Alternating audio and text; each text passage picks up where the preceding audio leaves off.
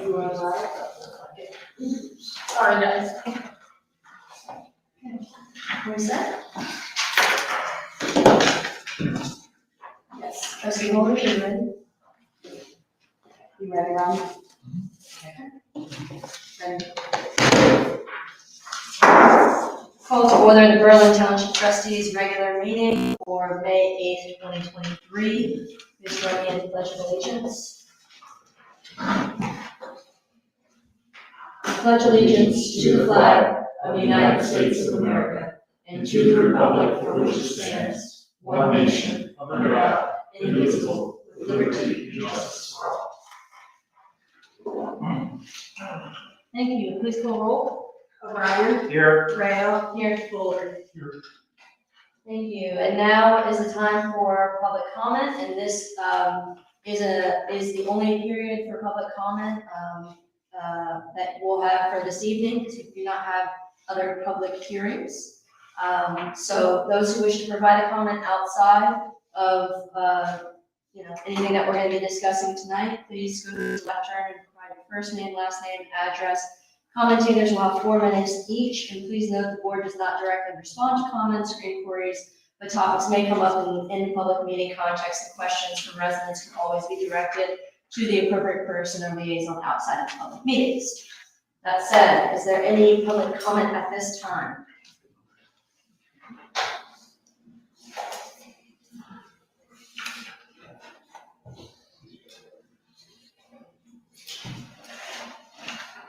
Does this work? It's actually above you. Okay. Hi, I'm Ron Sabatino, 3895 Stone Ridge Lane. With TNR Properties, I have a couple comments and questions. First, let me say that, we've had the pleasure of having had successful developments in 87 municipalities or regulatory bodies. And find through that experience the challenges in this township, certainly at the bottom 5% of our experiences. Maybe that's your goals as a township. Maybe it is. But if it is, I'm sure you're aware you got Sunbury nipping at your doors, City of Delaware nipping at your doors, Attorney General nipping at your doors, potentially, as you look at the 21st century realities of land use. Later tonight, RJ is out of town, so I'll have to appear at the City of Delaware, where last week, so he was out of town last week, we zoned 600 apartments on 30 net usable acres. Tonight I have to go later, 7 o'clock, to take another bite out of Delaware Township. There's hardly nothing left of Delaware Township. We're grabbing another 150 acres from them. So we find regulatory and administrative challenges here. And it seems by your choice, which is your choice, each of you choose not to talk to somebody. Is Jacob part-time, or how do we get in touch with Jacob to be able to talk to him? I know you're not responding to me, but that's part of the issues, that nobody to talk to.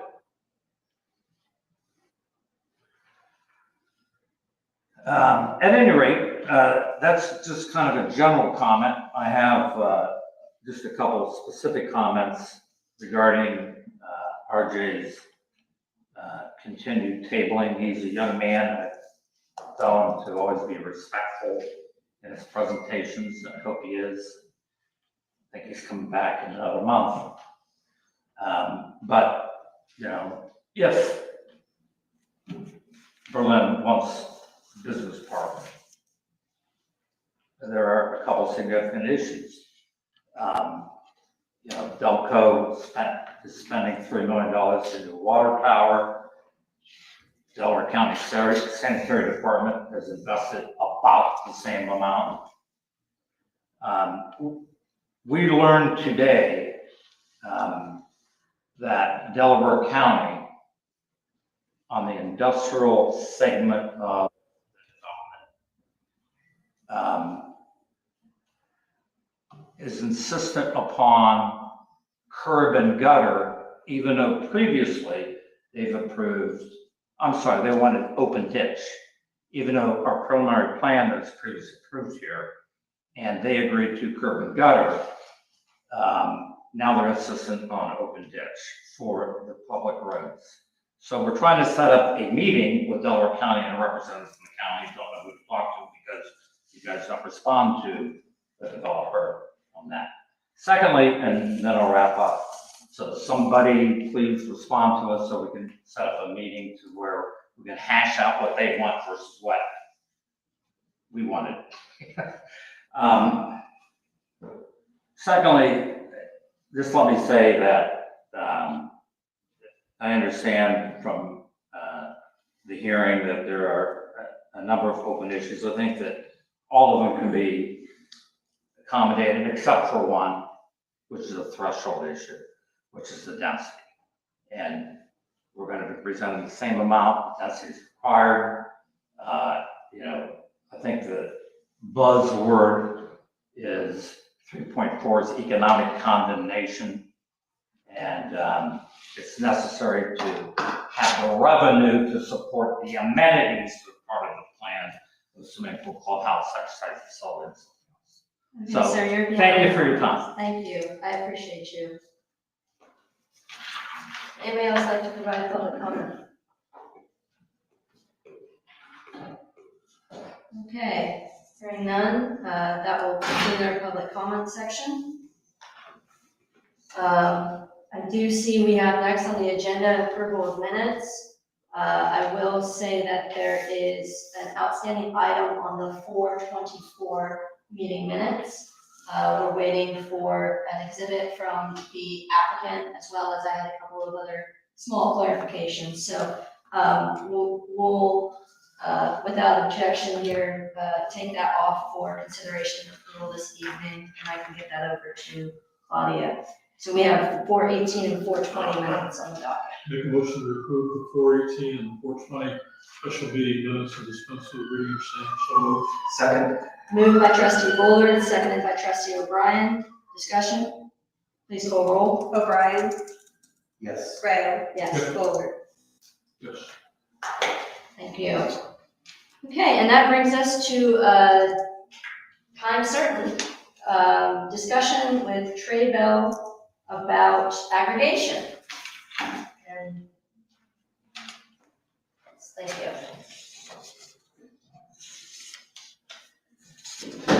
Hi, good evening. This is Scott Belcastro from Trey Bell, and just wanted to thankful that you guys allowed me to come out tonight and speak about aggregation. I know you guys, this township has had a few inquiries about your program, what it is, what it isn't, how good it is, how good it isn't. So the first thing I just wanted to start with was for those people listening and who have questions. Trey Bell, you can get a hold of us at 877-861-2772. At any point in time, if you have questions about your bill, how to enroll, how to get out of the program. Also, since Archer Energy is the one running the program, the supplier running the program, they can be reached at 844-795-7491. And with me this evening is the owner of Archer Energy, Andy Mitri, and he's here just to answer any questions that I get stuck on or things that you guys want to address him directly, feel free. So one of the things I wanted to just talk about real quickly was, first of all, most of the things we deal in are factual, and so we're going to talk about facts. But there were, the purpose of the aggregation is to bring together the buying power of the group and hopefully get a rate that's available to all the public. In AEP's territory, when they used to publish this stuff, about 35% of all households in the AEP territory already made a switch. They shop on their own actively, which leaves you with the rest of the group at 65%. Typically, I would tell you around 15% additional people, 15 to 20% opt out of the program or rescind. What does that mean? Opt out via the letter, when you get the letters in the mail, usually between 10% we called it. And then when they get the postcard from the utility, which is horribly confusing and not very helpful, another 10 to 15% leave. But at the end of the day, most of our programs will have 50 to 55% of all the households in the community join the program. And so what I asked Archer to do, since I didn't have the information, we had specifically, can anybody here tell me, I can't recall the number offhand, how many households are here in Berlin available right now? I think it's 28 or 33,000, somewhere thereabouts. Homes, yeah. Yeah, somewhere thereabouts. So we mailed 2,521, and you can have this stuff, I'll hand it to you at the end. 2,500 accounts mailed, of which 111 people opted out. And I think this is significant because only 4% opted out. 4%. Well under my 10% normal. 2,410 accounts submitted for enrollment to the utility, of which, due to that horribly written postcard that's confusing, 224 more people opted out, which represents 8% of the accounts submitted for enrollment. Still way under my 10 to 12% that we normally get. Interestingly, on this time around, because of the news that's out there, the sharp rate increase and the news that's going on, and AEP for the first time, the PUCO for the first time, and AEP are issuing statements, they're sending emails, they're being way more proactive to do one of two things: shop or have an aggregation. That's what they're encouraging everyone to do. So 48 more accounts re-enrolled after they dropped, which is interesting because that's a big, not normal thing. And we are having this not just in Berlin, but everywhere, where people are initially, oh, this is a terrible rate, and then they go, oh, wait a minute, it's not terrible, it's quite good. So right now, 2,189 accounts were signed up. The estimated usage, somewhere in the 31 million, we're going to be saving somewhere in thereabouts over 3.3 cents a kilowatt hour, which, if this goes based on the usage that we use, should represent about $1 million, a little over $1 million back into this community when we're all said and done. The figures that the PUCO sent out, and I did forward this to the trustees. I just wanted to recap. AEP Ohio's rate, they wouldn't state what it was for a long time. I did partake in writing the PUCO to say that, look, all the other utilities have publicly stated their rate. I think that AEP should do the same. A week and a half later than they did. Their rate, which is relevant here, 11.844 cents a kilowatt hour in June is where the rate's going. From its initial 6 3/4 2 months ago, 7.49 for the last 2 months, and then it jumps to 11.84. And there was some misinformation about how it was going to be jumping 28%. And it's really not 28%. The whole bill will grow 28%, but the actual generation costs are going to be growing over 56% when it's all done, if you stay with the utility. And obviously, for those people who do nothing, you will stay in the aggregation program if you receive the letter, and you will get the lower rate that Berlin Township has got. And just for the trustees here tonight, the last program that we had was with Energy Harbor, and it was through the contract thus far. I have $760,480 put back into the community. So the program worked the last time, and I guarantee you this time it's going to be probably 3 to 4 times that number, I believe, because this was back when the rates were only a small spread apart, and now it's going to over 3 cents per kilowatt. And then for anybody who's interested, in the Dayton area, their rates at 10.8. Columbus, Ohio Edison is going to 12.4. So it's growing all over the state. So how did we get the 849? And there were some other programs that were better on the internet that you can go shop. And that's typically not the case, but in this case, the rates are so sharply a growth. A lot of the suppliers have decided to go ahead and buy huge amounts of energy at a specific time and make it available to customers. And again, in my years of doing this, maybe 10 years ago, we saw this for a short period of time as the rates were going down. But the people who shop may have been able to get a slightly better rate than we got. And how did we get our rate? This is really important. This is somewhat of a history lesson here. You have to go back to last year. In 2022, in November, trustees, I've given you this piece of information. And it's a graph for those of you who can't see this. But the graph shows the ad hub pricing, which is the electric. And if you look in November, rates were, under $100 a megawatt hour, or right around 95, we'll call it, which translates to 9.5 cents a kilowatt hour. And then you have to add on other costs.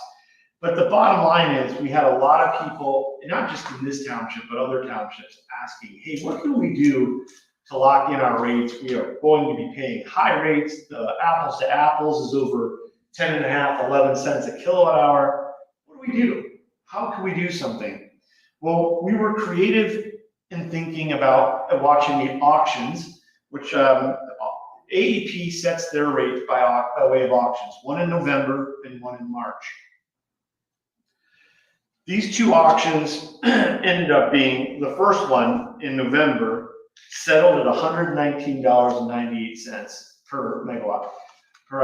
So listen, this rate translates into a 12 cents a kilowatt hour rate, just for the power alone. But the market was much lower. And there's a reason for that, which I won't get into a big, long thing about it. But the bottom line is we knew we could deliver to this township as well as others a guaranteed 15 to 20% off. What we ended up delivering was 26% off. But this was a risk decision. And think about it. Again, this graph shows back when we were thinking about what do we do? What are the auctions happening? What are we seeing? The winter was supposed to be cold. We were nervous about that. Rates running away even further higher. And if you can see in the graph, which you cannot see, it went to just probably around $106, $107 a megawatt hour from 95, so we're sitting here making a decision. This ends up being a risk decision for us.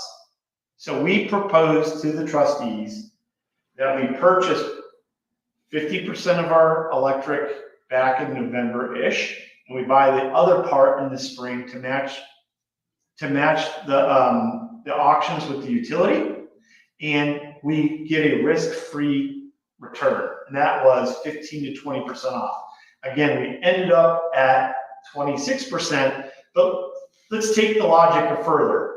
If winter is super cold, rates run up even further, we told you, you're going to save a ton of money. It's great, wonderful.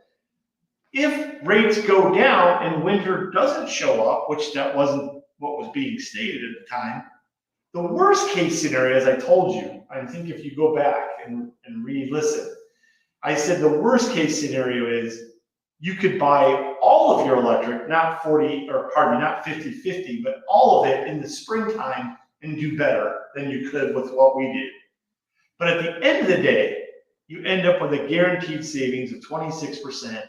And if you think you could do better than what we did, no big deal. you can go shop on your own.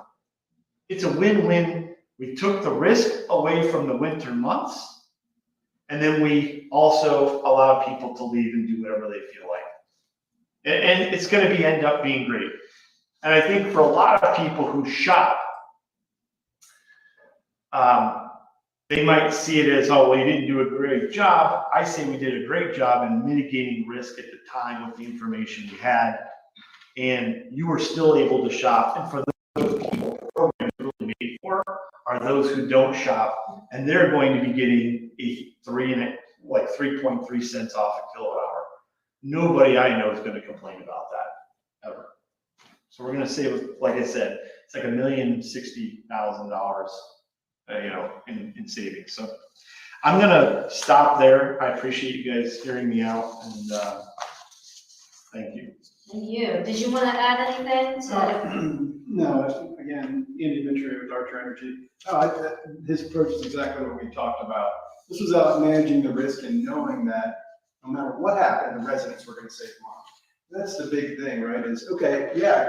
It's like saying, I didn't buy insurance, but my house didn't burn down, so the insurance was useless. No, you're actually taking a position saying, hey, let's know when we can go out and then provide savings for people. Because honestly, I thought this winter was going to be cold.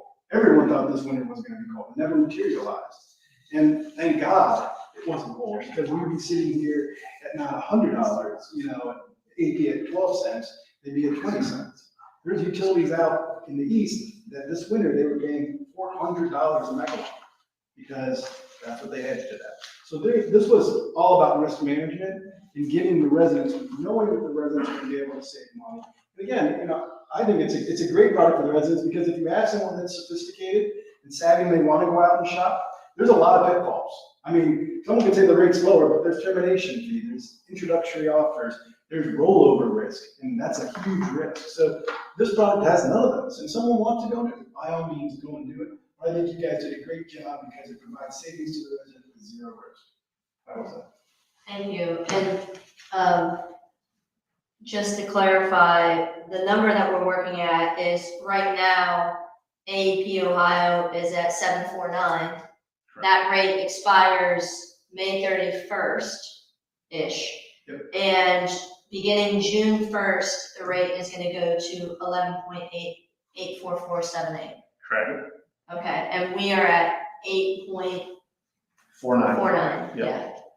Did you have anything to add? I know you had worked with the aggregation initially and getting things set up. I could talk about it for a long time. I don't think that's what we need to do here. What I think we're doing is what we set out to do. A long time ago, when we got into the aggregation business, we set out, if you remember, there was a lot of phone calls, there was a lot of people getting a lot of misinformation, a lot of people getting strong arm tactics to get them to sign up for the electric rate that they could buy. It wasn't an aggregated rate. PUCO came up with this program. And the two things we tried to do was come up with a stable supplier and to come up with a savings.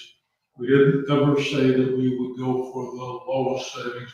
What we were looking for was stability and something that was good for the voters. I think that's what we did. I think we're there with this rate. Is it the cheapest rate? Probably not. I don't think we ever sold it as the cheapest rate. But is it stable? Is it going to be there for the year? I believe so. And when does this rate expire? Oh, that's a good question. I forgot to mention that. That was another piece of the mitigating risk here. Yeah. We only did 12 months, which I believe we need to be talking to you about the renewal after that, because rates are down today and they can only really give way more upside risk than you do gaining from it coming down much farther. But that is a big piece of it. It was only a 12-month program to mirror the utility. Right. So we're not in this forever. I mean, it's going to be good and we can get something behind it. They are calling for a hot summer, which could drive rates back up as air conditioning rates go up. We lost coal as a mitigating offset to natural gas. And we're seeing plants being shut down and liquid natural gas exports being up. all that points towards a stress on our system for energy and moving rates upwards. So we're gonna keep a close eye on it, but I do feel like we're at a really good point. And if you look at the natural gas rates that I've handed out here, you know, what is today isn't necessarily what's trading for next winter. Those rates in the winter or next year are higher, but I do want you to see though, visually you can clearly see we're at a very nice low point in the market. Thank you. I really appreciate that clarification. Trustee O'Brien, did you have any questions? Or- Wonderful. We'll make certain to add these to our meeting minutes so that the public can have that, if that's okay. Absolutely. Could you send these to Claudia? We will. Because electronically. That's fine. Yeah. Thank you. By the way, Claudia, the graph that shows this ad hub, I'm not sure that anybody's gonna actually know what it is, but I'm just gonna scan it in like you would and send it to you, but I'm happy to do it. No problem. Thank you. And so when do you think would be a good time to speak about locking in the next term? Yeah, there's two things that, there are two things that are gonna happen. We do see, and we do subscribe to a weather, service. So does his firm, and they get way deep into the weeds on that stuff, and they're seeing the same thing we are. So I really do believe that we shouldn't wait till summer hits and it starts getting really warm, and then we're reactive. Like, I'd like to put something, remember on your gas program too, you're on a variable right now, we have a trigger to go to a fixed. Mhm. I will send that information to you ahead of time before your next meeting and have a discussion about it, and then if you guys want to move on it, you can do it at that point in time. But I really don't think it's going to be smart to push this out far if we see rates today where they're at. They are pretty low. Yeah, that's, Typically, what happens with a fixed rate is the prices go up because they want to guarantee it. And if the other prices go up, if the wholesale prices go up, they gotta account for that. Just look at your natural gas handout, everyone, from last year, and just look at where things went at the beginning of 21 into 22. And so 22 started at 39 cents a CCF, and by September, it was trading at 91 cents. That was one of the highest. That's just the raw price of electric, and then they have an add-on on top of that. But those kinds of volatility is what we're trying to get away from. If you remember years ago, I had recommended a variable rate for the township, and we rode the market down for years. But now the volatility due to weather volatility, look no further than your TV, and you'll see the volatility in the weather, the destructive things that are happening. It's just so unpredictable. And your homes are all built on weather. And how can weather be predictable lately? It's not. We just want to put things in place that people can rely on. And if they don't want it, they can get out. And if they want to get back in later, they can get back in later. Yeah. No charge, free. yeah, thank you for that. You bet. I would say the one thing that, and it's maybe just a comment in general, not specific to any, to you guys, or the letters and the communication and the things that the utility companies send our residents versus what we send versus, I can understand how it can be confusing. I mean, I received a letter myself that, I still don't know how to interpret it. Yeah. And I've received letters also that seem like they're AAP Ohio, but they're not AAP Ohio. There's some other Yeah. AAP. And so I'm not sure if you guys have any tips on how we could help with that communication, because there's only so much we can control in terms of what residents receive. But are there any suggestions for how we can improve that? Yeah, so in the future, things had to, they were done. And in the future, particularly for the postcard that comes from the PUCO and or the opt-out letters, we can provide those to you ahead of time. Myself have direct communication with the PUCO. I mentioned that earlier. My counsel has very well known at the commission. If you guys want to put something together about the postcard, we'll put a constructive, Oh, you yeah. know, hey, you know, this, we find this confusing. Like right now, everybody, there's a 200 kW reference in that letter for commercial accounts that they have to get an electronic meter. It's confusing. Why is that even in there? Yeah, I read something about that. Most commercial accounts, I'd say 90%, this isn't even applicable to. And why is it even in there? Because it's confusing. I got that same comment back from another township this morning. And it's not, I'm like, can you guys change this? Like, you know, or tell them where to look on the bill. And some of them think the KW is KWH. It's not KWH, it's KW, which is a load factor. So it's really, like you said, confusing. To hear it from Scott is one thing. The commission would love to hear it from you, the people. And so if we can put something constructive together, I'd be glad to work with that. And as far as I'm concerned in closing, I hope that you, the trustees, do realize we do listen to you. Trey Bell is unique. We do listen. Every single thing that you guys say, we absorb. How can we make it better?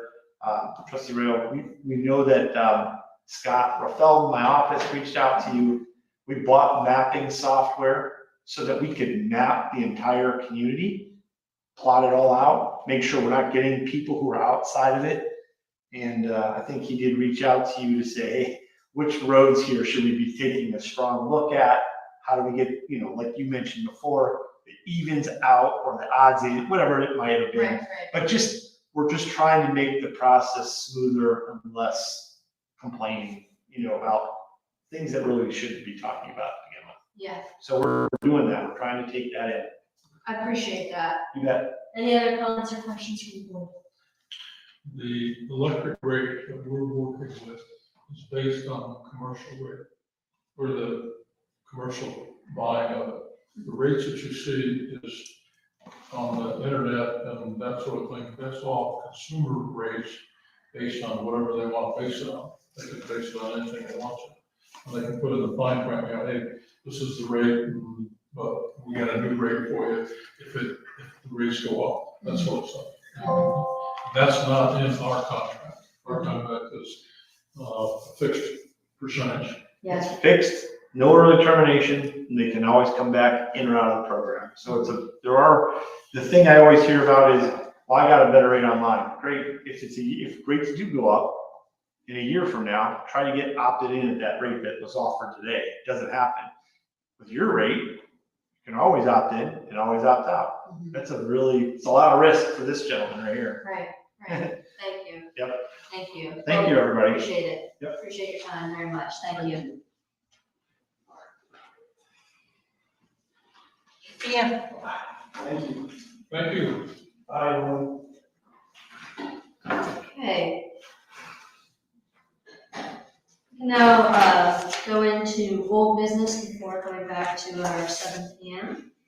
So, Or do you want to do the fire department? yeah, without Take objection, advantage of we can town do- cars. yes, absolutely. Unless he likes to be, he can sit here afterwards. As long as he wants to sit here. Are you okay with going to fire now? Yes. All right, well, we will go to fire.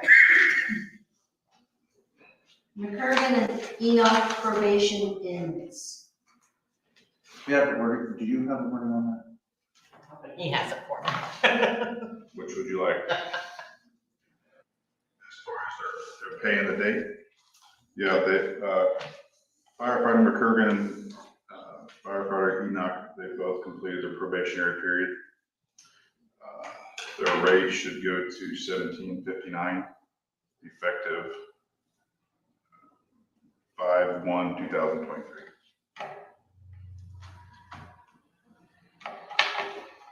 So that's step one. That would be step 2 for the. Step two. Okay. I move that we approve moving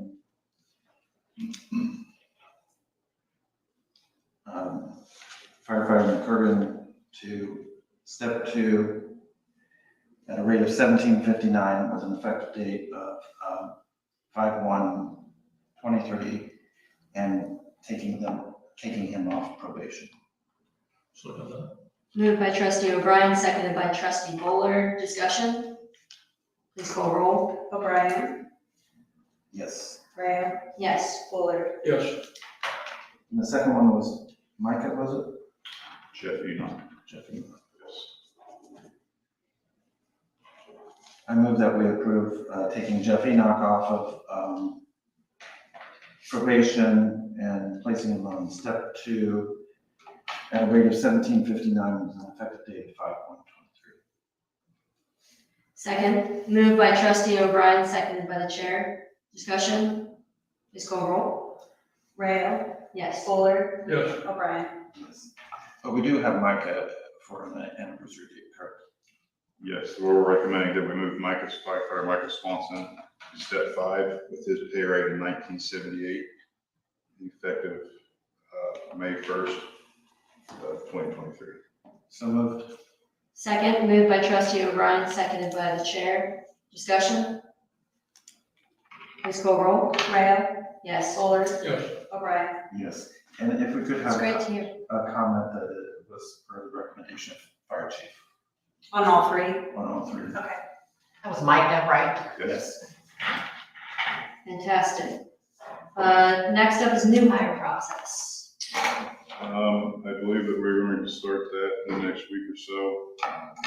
We're going to do the same process as we did the previous one. It worked very well. No changes? Great.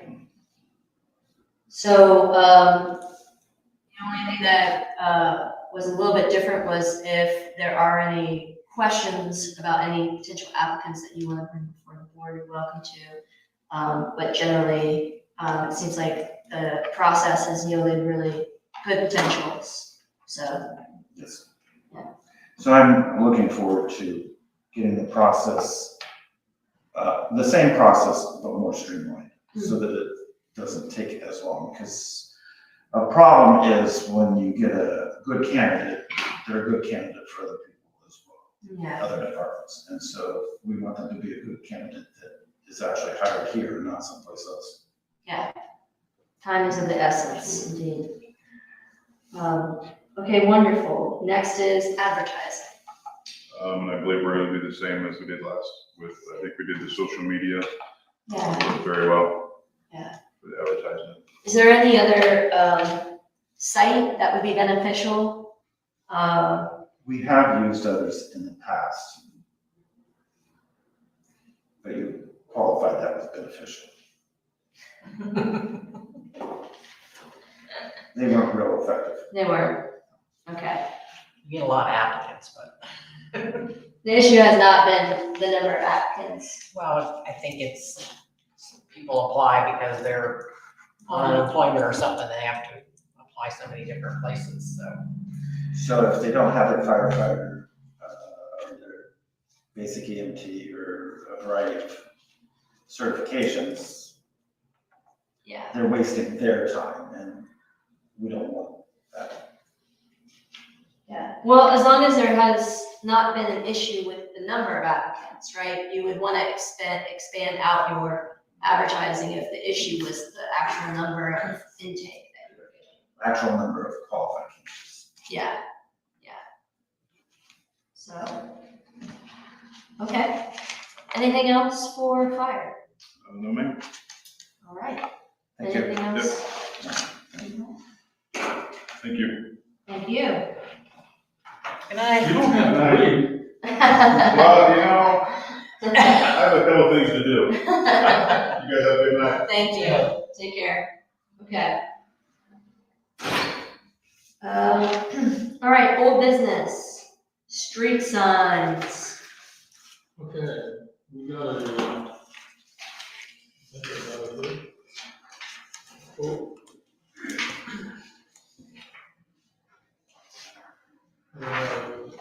Sorry. On the, street sign. Right here. Is that what it is? It's at the top. Yeah, I've got it.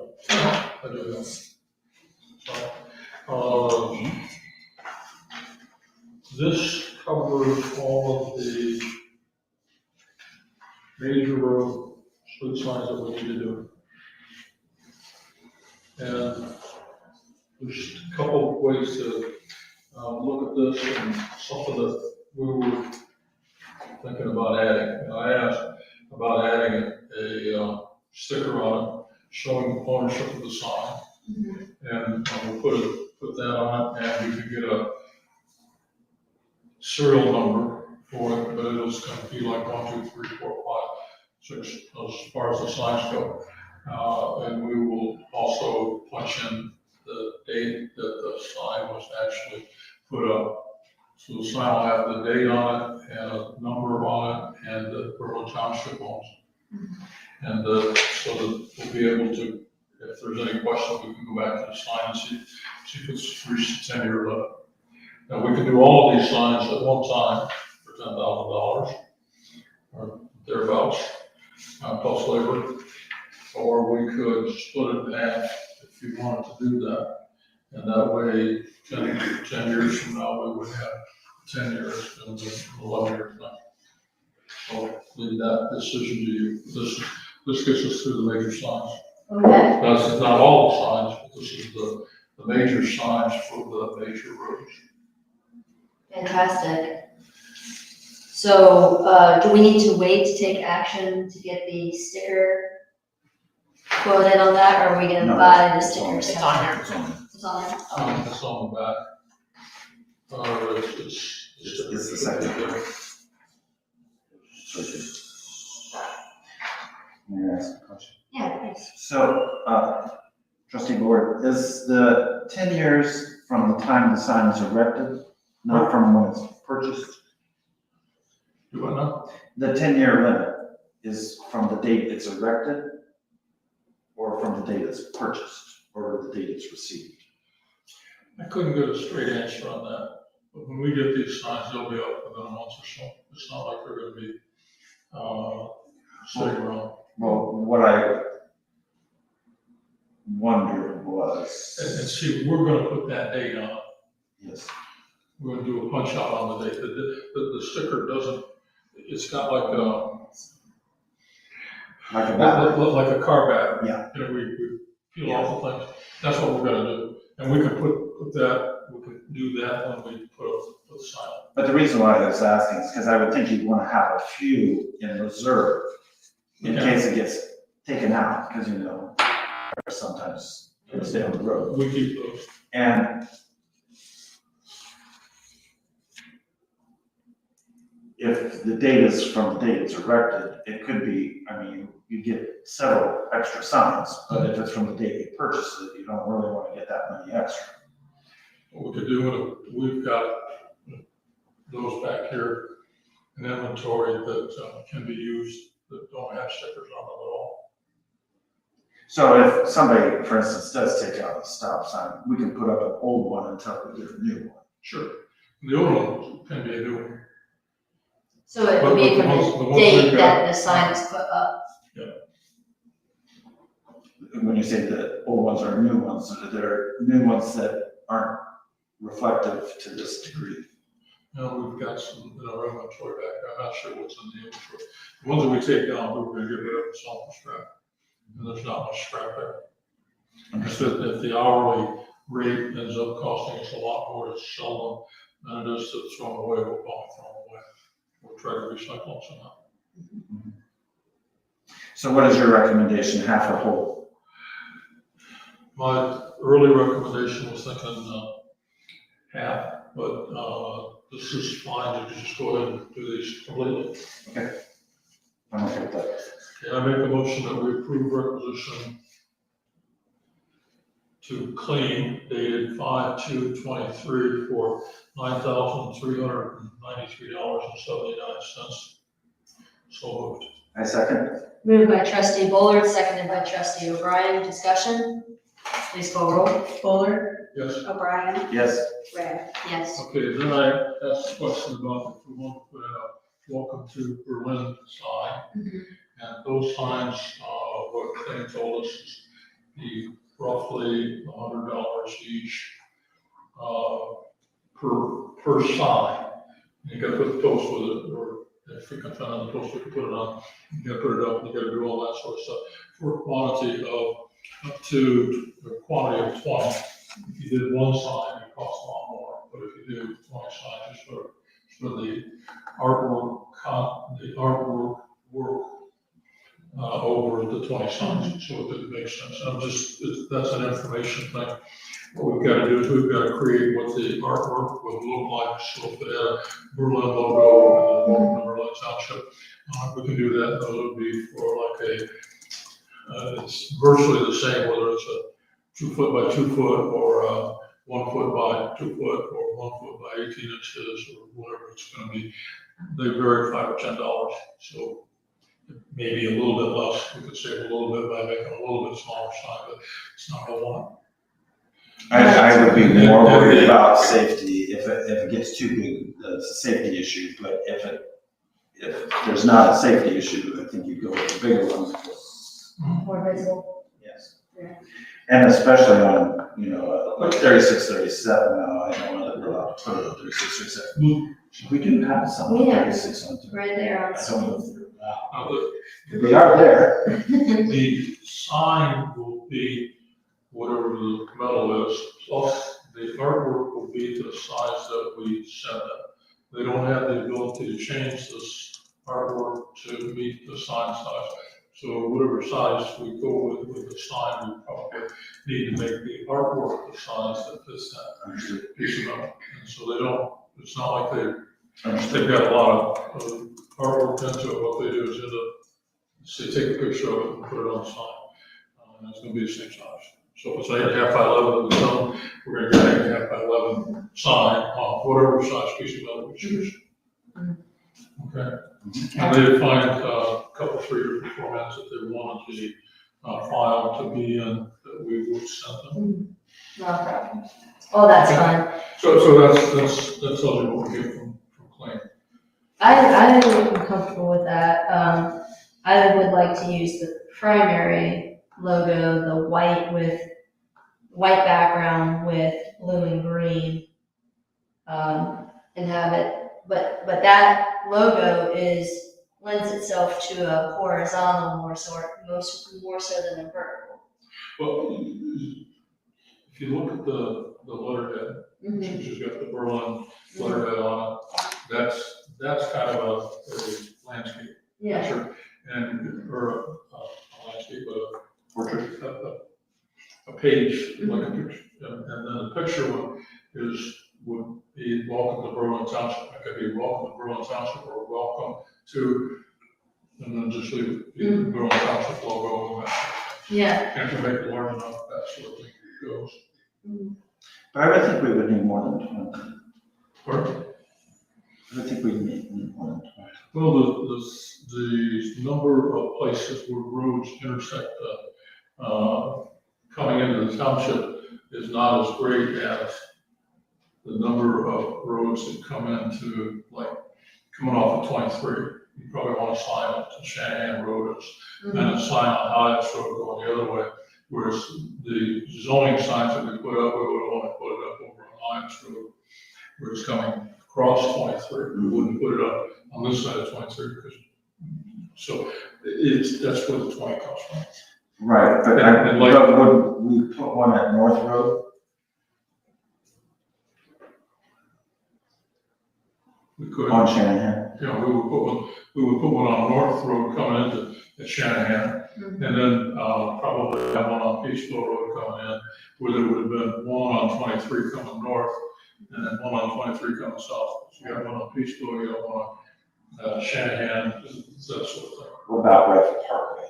Where? Rifle Parkway, because there's actually a lot of people that come in there. Yeah. They don't know that they. We could put it on the 23 side. It looks like we get the whole thing, but and the thing is, if we do get 20, and as time goes on, we could still put the sign up on new roads as they get built. Right. The Plunkett Road South, that's one that we would put it on. Now, whether you put one on Reed Parkway or not, probably not. No. No, I wouldn't think so. But what about at Jumper and Baker? what Well, no, at Jumper and Baker? we could put it on, wouldn't put it on Jumper Road, what we would do is probably put it on, Plunkett Road to the south, and Baker Road, look like that. But How many do we have up right now? Less than 20 it's less than 20 of the zoning enforcement? zoning signs, because we only went where roads intersected the border. There's one in the Baker and probably, Do we have it on county roads like North Old State and Baker? we would put it up on north end of North Old State, Baker, north of, and then we wouldn't put one on Baker, we wouldn't put one on, any going north, Old State Road, we would put one on 3637 out by the truck stop was. Yeah. And that covered everything across the, And then like at North 3Bs and K? North 3Bs and K, up by, Kind of- Pebble, okay, but not 3Bs and a K going to the north. It wouldn't have been anything. It would have all been covered by when you crossed 36, 37. There's one on Plum. So there'd been one at Plum, would have been one at, Well, I would think there'd be two of them.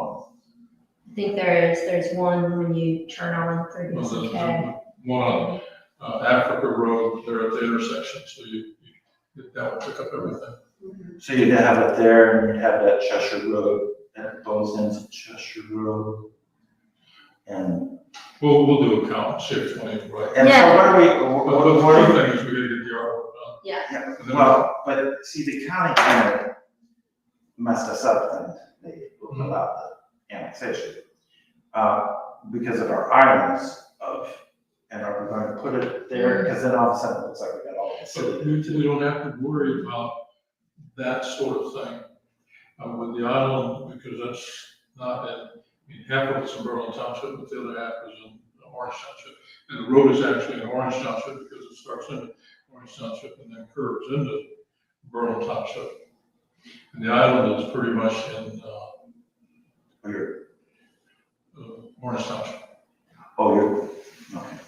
It's kind of, it's a funny way of, Okay, but I would probably purchase a few more than 20, just, Well, I think we should get it might be even helpful to have a map and just mark where the X's are that we would want to place them, and then we can see.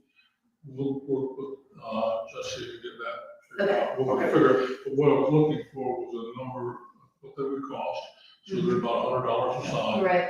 And it would, and really it's 90, 80, 70. When you look at different square inches of the aluminum, the way it's put together, so. but the reason why I would want to go a little higher is because if somebody runs off the road and takes one out, I don't want to spend a huge amount of money to have it, Right. Have to go get another one. because they'll say, oh, one costs the same as 20, minus the cost of the aluminum. No. Well, I don't know, it may, once they've done the artwork to get it there, they may have a file and be able to make it up. Well, that would be kind of But I don't know the answer to that. And the other thing is, as we add more, roads, we may want to do that. That's good for you. And as we do construction lights on Cheshire Road here, you know, a lot of times signs get destroyed. Yeah.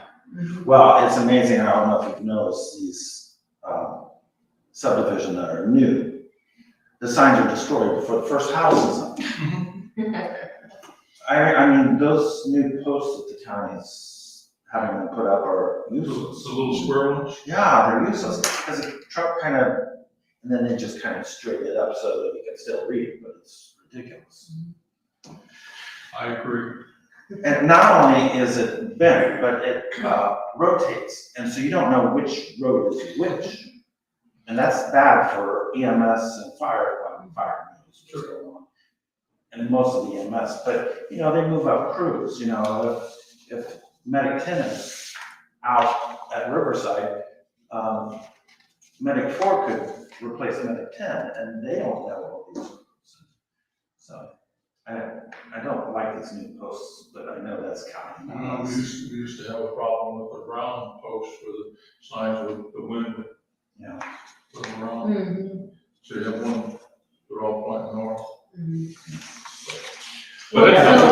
the That's artwork. the number to work for from a budget standpoint. Once we get the artwork done, we can figure out where we're going. And it doesn't matter a whole lot as long as we stay in that 2 foot by 2 foot or smaller sign. Okay. And I don't think anything any better than that. No. And probably Jacob can help with the artwork as well. I think based on what you shared, we need to have a good sense of what sign dimensions we want though. We gotta do that. And then, yeah, and so we can't do the artwork until we decide what the sign size should be. So We can do the artwork. if it's 2 by 2, is it 1 post or is it 2 posts support? I don't know. I said yes, but I don't know. Because I would want the largest of 1 post and hold. Yeah, I agree. What I was thinking of was like 18 inches high and 2 foot wide, which would maybe make sense as the welcome to Berlin, the welcome to, and then the Berlin logo doesn't lend itself to going real wide, and it lends itself more to I'd have to see it. I mean, because when I, just look at a piece of paper. No, it lends itself, like on the website, it's horizontal, more so. Just that one is what I was thinking of. Were you thinking of a different one? I was just thinking like the letterhead. I was looking at a piece of letterhead when I was talking about. I was thinking it would be this logo, and then if we know the size, the Sure. background would be white, and it would say, like you said, welcome to at the top. And then we Yeah. have the logo, and then it says established 1820. But that lends itself more to the horizontal. We need to look at the perspective or the ratio of width to height. So Yeah, that's the right, sign right. that's right. And then would we want the sign to also say zoning enforced underneath still? I think we keep something. Keep them separate? I would. So, okay, because I was thinking of this being the replacement for the zoning enforced signs. Like, I'd like to see what they look like. okay, I mean, because I'm not wedded, I want it to be becoming the sign. And if it is functional as well as becoming, that's good. But if it gets too busy, then I don't like that. right, So I'm not wedded to the idea, I'm wedded to what it looks But if you don't have it in there, then you have that sign and then another sign below it that says zoning enforced, or would it be someplace else? like. Well, we don't have to have zoning enforced building. That's not a bad thing. no, and I've got, so it's really the zoning enforced signs that are looking quite homely. Especially on, Lackey Old State. There's so. And yeah, so I would like to transition those signs specifically from the look and feel that they are to something like our modern branding. And I don't know if that means this necessarily, but Like I said, I'm not wedded to anything till I see. yeah. And I want what works. Why don't I mock up a design based on what you're saying, and we can go from there and see what works, because I'm also a little concerned about getting too busy with the fonts, because we have very specific fonts in our logo, and then we have welcome to, and then we have zoning enforced, and are we playing too much with the fonts? So, but thank you, this is very helpful information so that we know. So the next thing would be designing the signs. And I would be willing to pay the lady that did our logo with me too, because I want it to look professional. I mean, if we're gonna do it, it needs to be right. Yeah, but maybe what we do before we even get to that is just a mock-up.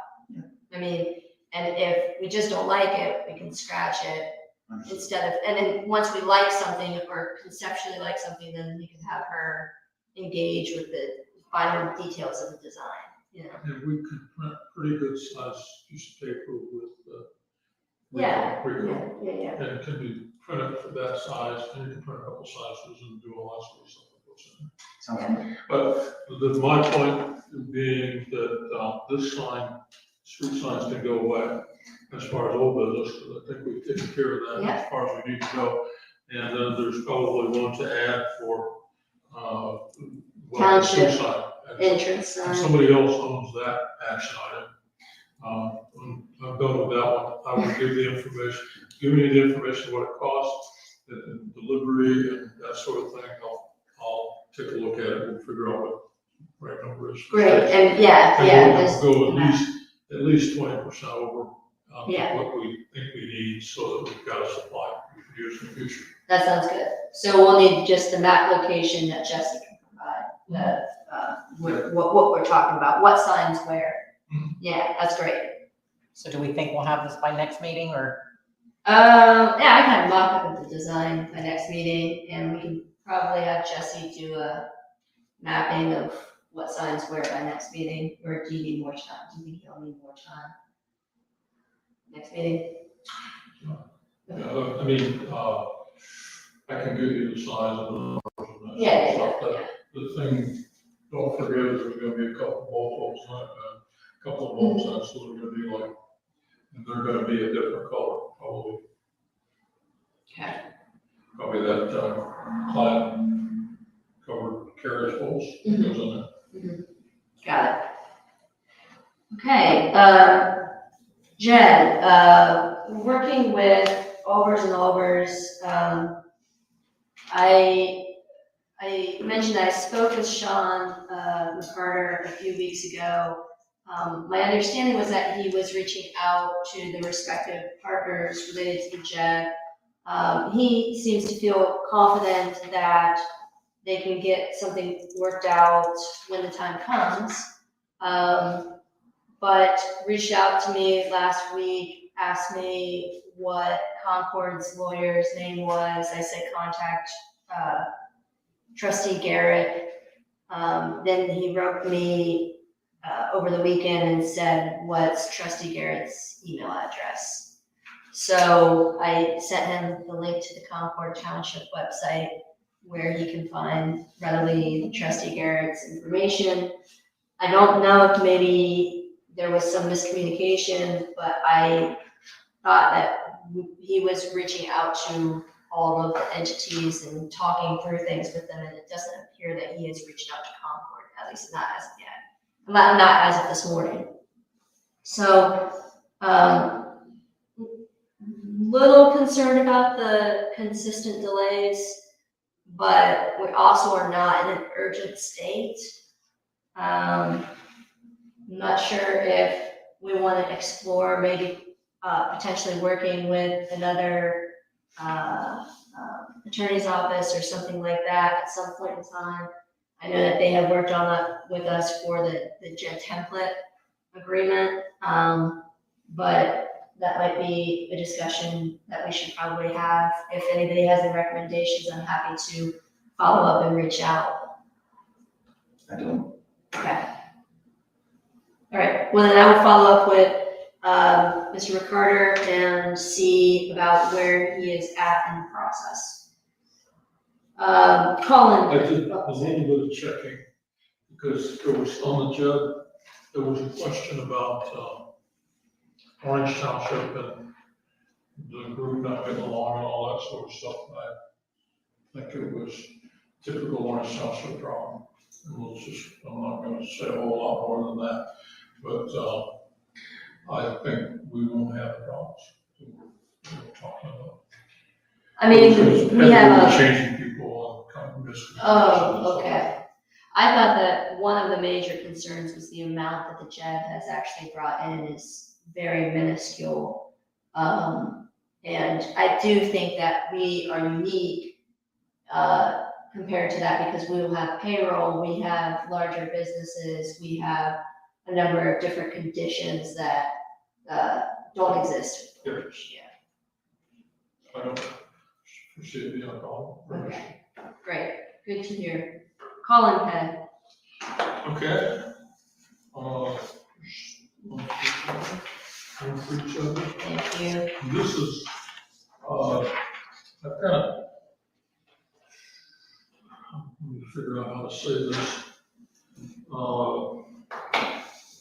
Lacking formal guidance from the prosecutor's office, I propose that what we ought to do is put this in, and if we need to change it in the future, let's change it in the future. Basically, this is what we're doing right now. And we've agreed to do it. All this would do is just formalize it. At some point, it should probably go in the handbook, but right now, it should be handled with a motion. Okay. And until we get there, but I So, tried it, and if you want to, we go through it point by point, and just make sure that it makes sense. No, it makes sense. it makes sense. My only concern is that, did you indicate that we would be moving forward with this? And if there were any objections for the prosecutor's office, to please note that, or? Because I thought we were going to present it to say, hey, this is what we would like to implement. Please let us know if you have any objections to that. Otherwise, we'll move forward. I will do that in the future. Okay. And we'll say, we have done this, if you think we ought to change it, we'll change Yeah, that sounds good. it. We've done this. Which is what I would like to do, and I can send it to you electronically. Okay. Because I don't see anything that would meet federal labor standards, so it looks fine to me.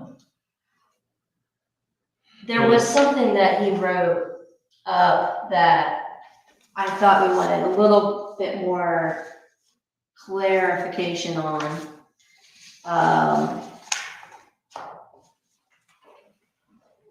Let me see.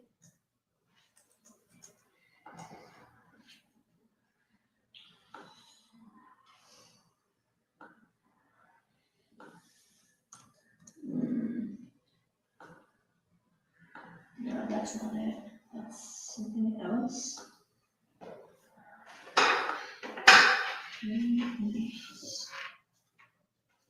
And I ran this by Jesse just to make sure I wasn't missing something, and I did change some wording after I talked to Jesse on it, which I believe what we need to do. Yeah, I want to clarify something on the, here we go.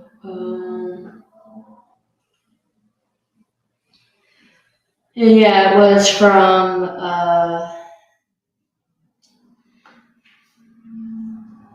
part of the Ohio Revised Code 778.221 provides in relevant part that the amount by which the specified number of hours paid exceeds the compensation for hours actually worked is considered as a payment that is not made for hours worked. As such, it may be excluded from the computation of the employee's regular rate and cannot be credited towards statutory overtime compensation due the employee. Okay, so here's what I think that says. So let's say it's a 30-hour week. You get called in, you get your 2.67 hours at overtime rate. But that does not then calculate towards the it only calculates to the 30 hours at whatever hours they actually worked. And then their overtime kicks in at 40 hours. That's what I think it's saying. And this doesn't address that, so I don't think it's a problem because we can do both. well, I kind of tried to address it here with, point 3. The stay is available for the number of hours worked. Call and pay sets a minimum time, pay time, and is not in addition to normal pay for time worked. Normal pay rates apply after the 2.6 point. Yes. Yeah, that does address it. So if you work 4 hours on Saturday, 2.67, you're gonna get overtime because it's in this, Yes. but the other, you're gonna get it if you're over 40 hours. Right, and if you're under 40 hours, it goes back to the regular rate of pay, That's correct. which is really our intent, I believe. Yeah, so this complies with the CFR requirements that was the initial point of concern, so I'm comfortable with that, and we can ensure it gets added to the handbook in the next revisions. Okay, and I at one point had called this, unscheduled work, and really I changed it to non-normal working hour calling work. What that means. That is one title. Well, yeah, but the reason I did that is because right now, if you come into, you could be asked on Thursday to come in on Friday for a funeral and, fill in the grave and do the stuff that's necessary for that sort of thing, and you got an hour into it. And what I wanted to make sure of was, even though it was kind of scheduled, it's there. It wasn't a phone call to your home to say, come do it on an emergency basis. It was, scheduled funny-wise. Otherwise, for somebody to come for an hour's pay to do that is, we're stressing it to ask people to do that. Sort of. Okay. That's what we're doing right now, by the way. So, you say all road department employees are eligible, and you're calling it call and pay. I'm just gonna make some little revisions here to see grammar. What I was trying to cover was, Is it for only for roads department, or Only for should roads it apply to other positions? That's my if question. you want to do that, fine, but I did this for road department. Mhm. I don't want it to apply to fire because we've got a collective bargaining. And Okay. I don't want to mess with collective bargaining. And what I was trying to do, and the reason I said all road departments, if Chris comes in and does a grade one, he deserves the call and the funny pay too. Okay, That- well, would it that's- apply to, cemetery though? If Tim or Larry? Well, Their it wouldn't apply salary. to cemetery because those guys are cemetery. This is only roads department.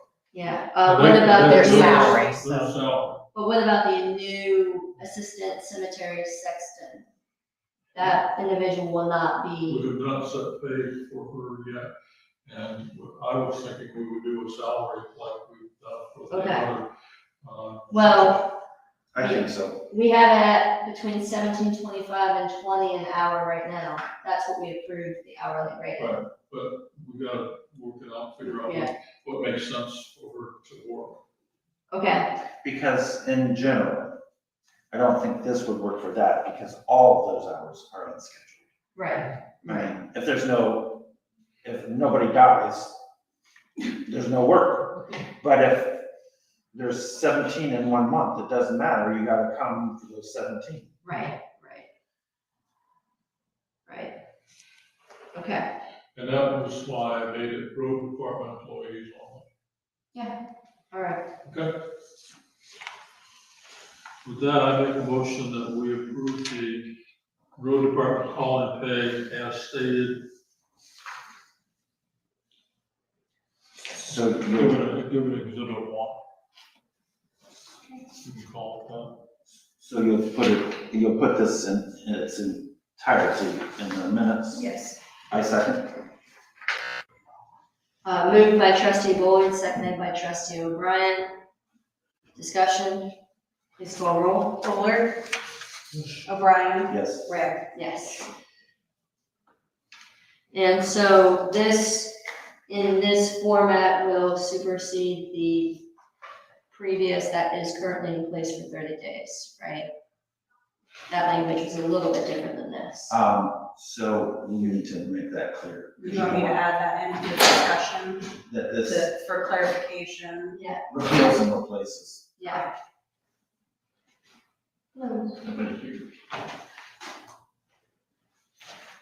Okay. So that one can go off the sheet too. May I suggest we go ahead and There, sign a name It's a change. daytime service. yeah, but that's not a hearing, so we can leave that up. It's totally up to you. But there will be a phone call coming in, so. Oh, okay, yeah. Without objection, we should probably convene into executive session for discussion. Okay, It's up to you. are you okay with it? Sorry. I didn't object.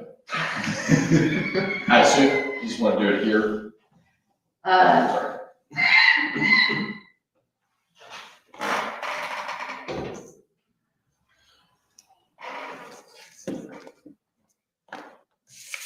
Do we pause that?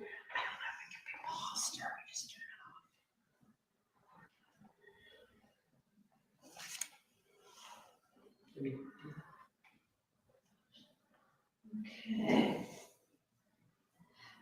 Move to recess into executive session from regular session pursuant to ORC 121.22G3, conferences with an attorney for the public body concerning disputes involving the public body that are the subject of pending or imminent court action. I second. Moved by the chair, seconded by trustee, with everybody currently present, And it's with respect to Tower Co. and it's with respect to Tower Co. And we will be receiving a in-call, Yes, all currently present, as well as an in-call, phone conference call with Don Frick. Don Frick. So moved. Okay. Second. Moved by the chair, seconded by trustee O'Brien. Discussion? Thank you for the friendly amendments. Please call roll. O'Brien, Yes. Rayo, Yes. Fuller. Yes.